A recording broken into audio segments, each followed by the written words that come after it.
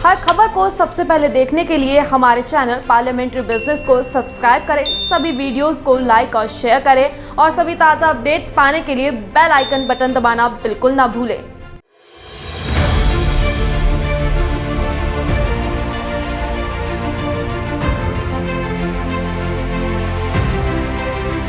भारत के आदर्श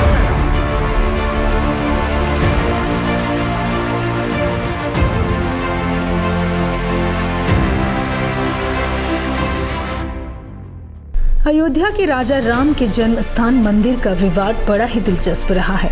हिंदुओं के पौराणिक ग्रंथ रामायण और रामचरितमानस के अनुसार यहाँ भगवान राम का जन्म हुआ था। हिंदुओं का दावा रहा कि बाबर ने मंदिर तोड़कर मस्जिद बनाई। इस स्थान को लेकर अंग्रेजों के समय हिंदुओं और मुसलमानों के बीच सन 1853 में पहली बार विवाद हुआ। 1856 में अंग्रेजों ने विवाद को सुलझाने का प्रयास किया। नमाज के लिए मुसलमानों को अंदर का हिस्सा और पूजा के लिए हिंदुओं को बाहर का हिस्सा उपयोग में लाने को कहा। देखिए हमारी एक खास रिपोर्ट जिसमें हम आपको दिखाएंगे बाबर ने राम मंदिर तोड़वाया और मोदी ने बनवाया। 1528 से 1529 मंदिर तोड़कर क्या मस्जिद बनवाई।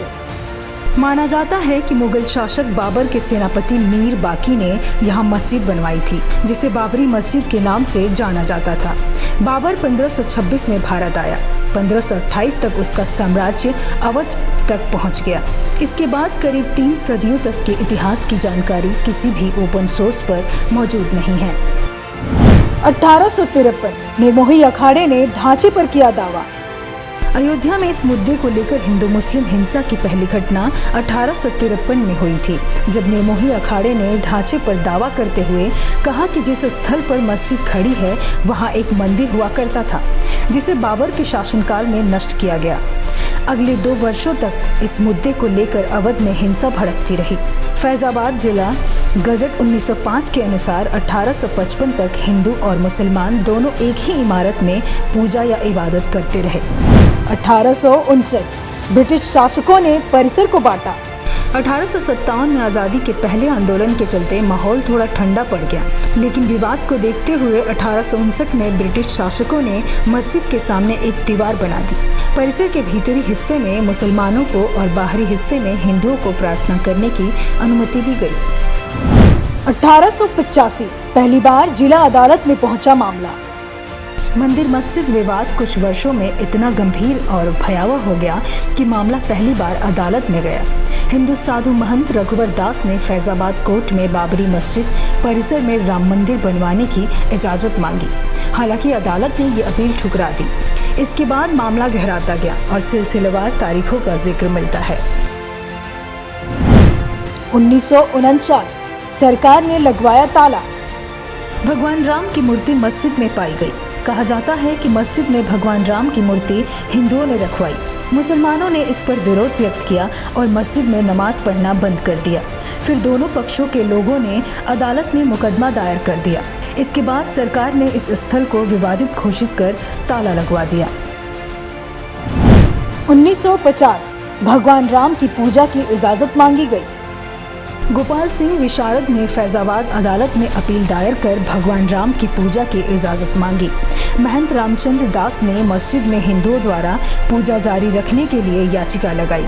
इसी दौरान मस्जिद को ढांचे के रूप में संबोधित किया गया। दोनों पक्षों ने विवादित स्थल के हक के लिए मुकदमा किया।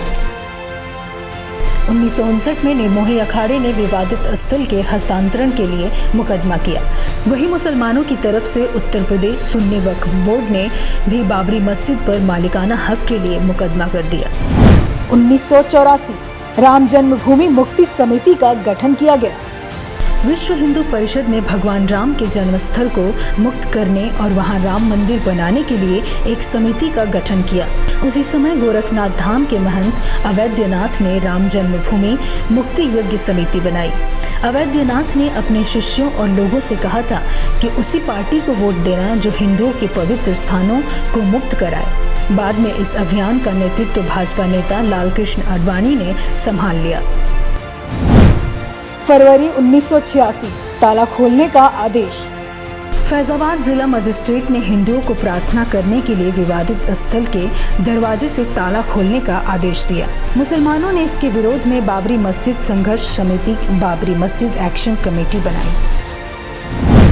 जून 1989 विश्व हिंदू परिषद ने राम मंदिर का शिलान्यास किया। भारतीय जनता पार्टी ने इस मामले में विश्व हिंदू परिषद को औपचारिक समर्थन दिया। वीएचपी नेता देवकी नंदन अग्रवाल ने रामलला की तरफ से मंदिर के दावे का मुकदमा किया। नवंबर में मस्जिद से थोड़ी दूर पर राम मंदिर का शिलान्यास किया गया। 25 सितंबर 1990 आडवाणी की रथ यात्रा, बिहार में गिरफ्तार हुए। भाजपा के तत्कालीन अध्यक्ष लालकृष्ण आडवाणी ने जनजागरण के लिए गुजरात के सोमनाथ से उत्तर प्रदेश के अयोध्या तक रथ यात्रा निकाली। हजारों कार सेवक अयोध्या में जमा हुए। इसके नतीजे में गुजरात, कर्नाटक, उत्तर प्रदेश और आंध्र प्रदेश में दंगे भड़क गए। ढेरों इलाके कर्फ्यू की चपेट में आ गए। 23 अक्टूबर को बिहार में तत्कालीन सीएम लालू प्रसाद यादव ने आडवाणी की रथ यात्रा रुकवाकर उन्हें गिरफ्तार करवा लिया। लेकिन मंदिर निर्माण के लिए देश भर से लाखों ईंटें अयोध्या भेजी गईं। इसके बाद भाजपा ने तत्कालीन प्रधानमंत्री वीपी सिंह की सरकार से समर्थन वापस ले लिया। 30 अक्टूबर 1990 अयोध्या में पहली बार कार सेवा। अयोध्या में श्री राम जन्मभूमि आंदोलन के लिए पहली बार कार सेवा हुई थी। कार सेवकों ने मस्जिद पर चढ़कर झंडा फहराया था। इसके बाद पुलिस की गोलीबारी में 5 कार सेवकों की मौत हो गई थी। गोली चलाने का आदेश मुलायम सिंह यादव की सरकार ने दिया था। तत्कालीन प्रधानमंत्री ने विवाद सुलझाने का प्रयास भी किया, लेकिन सफलता नहीं मिली। 6 दिसंबर 1992 बाबरी मस्जिद ढहा दी गई। 30 से 31 अक्टूबर 1992 को धर्म संसद में कार सेवा की घोषणा की गई। नवंबर में यूपी के सीएम कल्याण सिंह ने अदालत में मस्जिद की हिफाजत करने का हलफनामा दिया। इसे विवाद में ऐतिहासिक दिन के तौर पर याद रखा जाता है। इस रोज हजारों की संख्या में कार सेवकों ने अयोध्या पहुंचकर बाबरी मस्जिद ढहा दी। अस्थायी राम मंदिर बना दिया गया। इसके बाद पूरे देश में चारों ओर सांप्रदायिक दंगे होने लगे। इसमें करीब 2000 लोग मारे गए। 16 दिसंबर 1992 को बाबरी मस्जिद को ढहाने के मामले को लेकर लिब्राहम आयोग बनाया गया। जज एमएस लिब्राहम के नेतृत्व में जांच शुरू की गई।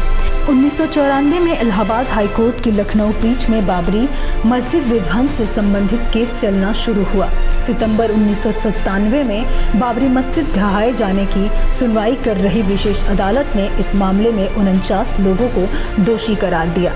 इसमें भारतीय जनता पार्टी के कुछ प्रमुख नेताओं के नाम भी थे। जनवरी-फरवरी 2002 गोधरा कांड हुआ। अयोध्या विवाद सुलझाने के लिए प्रधानमंत्री अटल बिहारी वाजपेयी ने अयोध्या समिति का गठन किया।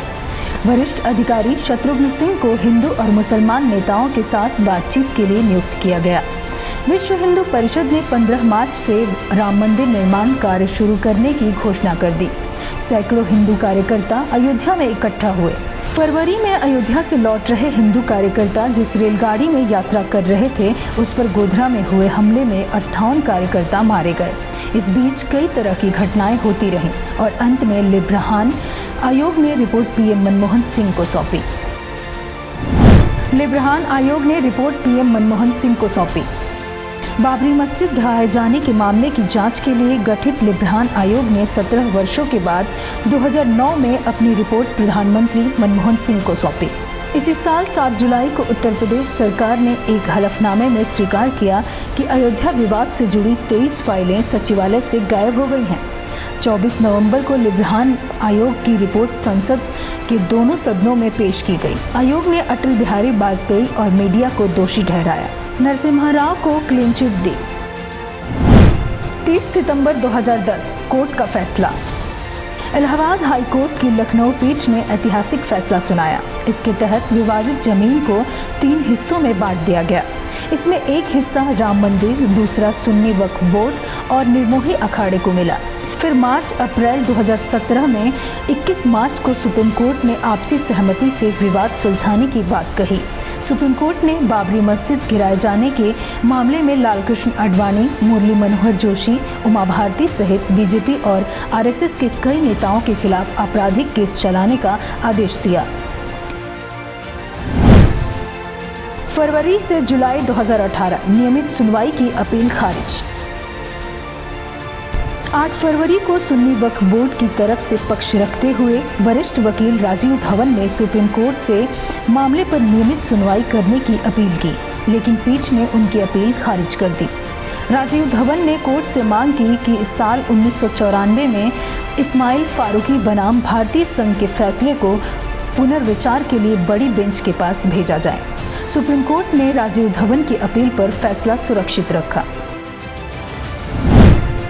9 नवंबर 2019 अयोध्या पर आया सुप्रीम फैसला। 9 नवंबर 2019 सुप्रीम कोर्ट ने राम मंदिर बाबरी मस्जिद विवाद पर अपना फैसला सुनाया। इसके तहत कोर्ट ने 2.77 एकड़ विवादित जमीन को रामलला विराजमान को देने का आदेश दिया।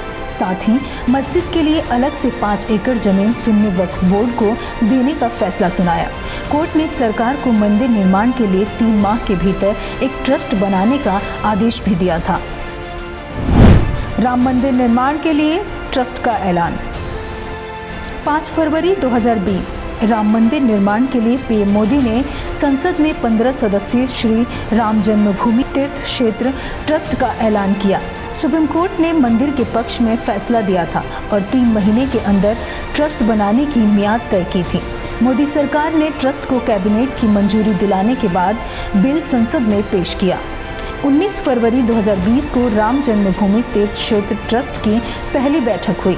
महंत नृत्य गोपाल दास को ट्रस्ट का अध्यक्ष चुना गया, जबकि विहिप नेता चंपत राय को महामंत्री बनाया गया। वहीं पीएम मोदी के पूर्व प्रधान सचिव नृपेंद्र मिश्रा भवन निर्माण समिति के चेयरमैन नियुक्त किए गए। ट्रस्ट के कोषाध्यक्ष गोविंद गिरी बने और 5 अगस्त को आखिरकार राम मंदिर का भूमि पूजन हो ही गया। 1528 में बाबर ने राम मंदिर को ढहा दिया था, लेकिन 5 अगस्त 2020 को प्रधानमंत्री नरेंद्र मोदी ने राम मंदिर का भूमि पूजन किया। प्रभु श्री राम की जन्मभूमि पर प्रधानमंत्री नरेंद्र मोदी द्वारा भव्य राम मंदिर का भूमि पूजन और शिलान्यास किया गया, जिसने महान भारतीय संस्कृति और सभ्यता के इतिहास का एक स्वर्णिम अध्याय लिखा है और एक नए युग की शुरुआत की है।